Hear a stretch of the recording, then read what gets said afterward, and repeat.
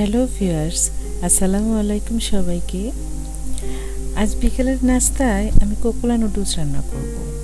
এই জন্য আমি 2টা কোকোলা নুডলস নিয়ে নিয়েছি। এই দেখেন, এই রান্নাটা আমি করব শীতের বাহারি সবজি দিয়ে আর ডিম দিয়ে।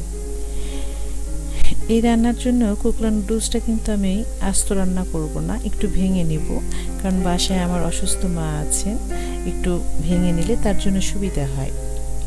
আপনি ইচ্ছে করলে আস্ত রান্না করতে পারেন। এই রান্নার জন্য লাগবে 2টা কাঁচামরিচ কুচি, 2-3টা পেঁয়াজ কুচি, 3টা ডিম। এই রান্নার জন্য 4টা আইটেম সবজি কেটে ক্লিন করে নিয়েছি। এখানে আছে ব্রোকলি, ফুলকপি, সিম, গাজর, সঙ্গে পেঁয়াজকলি।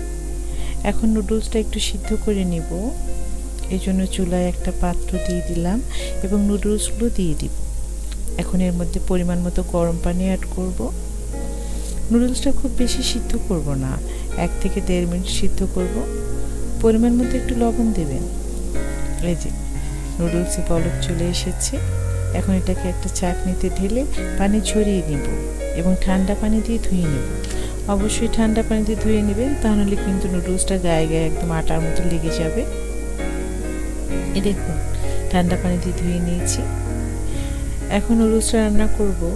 এই জন্য চুলায় ফ্রাই প্যান দিয়ে দিলাম এবং 2-3 টেবিল চামচ পরিমাণ তেল দিয়ে দিব।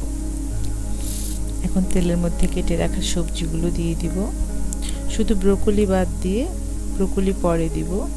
যে সবজিগুলো একটু শক্ত টাইপের সেগুলো প্রথমে দিয়ে ভেজে নেব।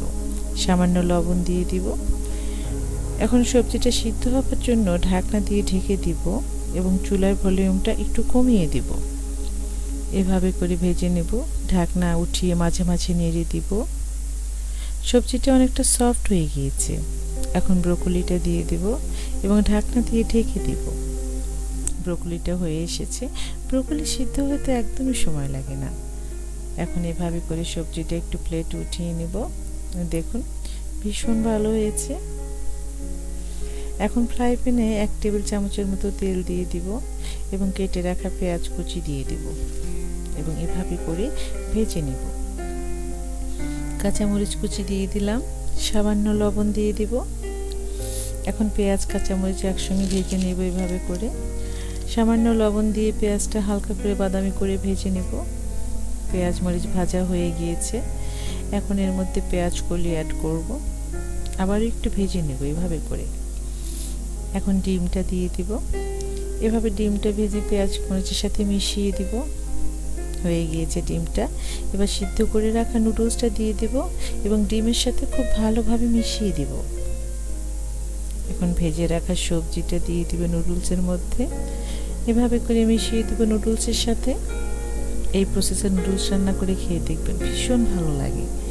বিকেলে চায়ের সাথে স্ন্যাক্স হিসেবে কিংবা হঠাৎ কোনো গেস্ট আসলো ঝটপট বানানো যায়, কোনো ঝামেলা নেই। তাছাড়া বাচ্চারা সবসময় ভীষণ পছন্দ করে নুডলস। সামান্য লবণ দিয়ে দিব এবং নুডলসের সাথে মিশিয়ে দিব এভাবে করে। হয়ে গেল আমার সহজ রেসিপি কোকোলা নুডলস। এখন একটা সার্ভিং বলে ঢেলে দিব। এটা কিন্তু গরম গরম খেলে ভীষণ ভালো লাগে। এই দেখুন কতটা সুন্দর হয়েছে। আশা করি রেসিপি ভালো লেগেছে। ভিডিও ভালো লাগলে চ্যানেল সাবস্ক্রাইব করবেন এবং পেজ ফলো করবেন। লাইক কমেন্টস করে অবশ্যই জানাবেন। সবাই ভালো থাকবেন, সুস্থ থাকবেন। আজ বিদায় নিচ্ছি। সামনের ভিডিও দেখার আমন্ত্রণ রইল। আল্লাহ হাফিজ।